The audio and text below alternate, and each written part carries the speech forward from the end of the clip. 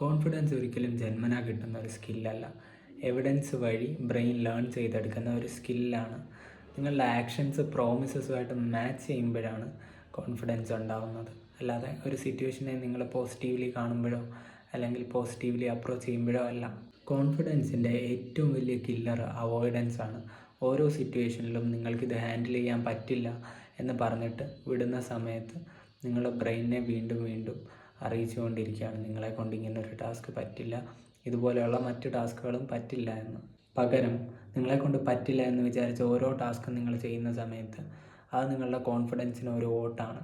നിങ്ങളുടെ ബ്രെയിനിന് വലിയ വിക്ടറീസ് ഒന്നും വേണമെന്നില്ല, ചെറിയ ചെറിയ വിൻസ് മതി. പക്ഷേ അത് കൺസിസ്റ്റൻ്റ് ആയിരിക്കണമെന്ന് മാത്രം. അങ്ങനെ ഗ്രാജുവലി ആവുന്ന സമയത്ത് നാച്ചുറലി നിങ്ങൾക്ക് കോൺഫിഡൻസ് ഡെവലപ്പ് ചെയ്യാൻ കഴിയും.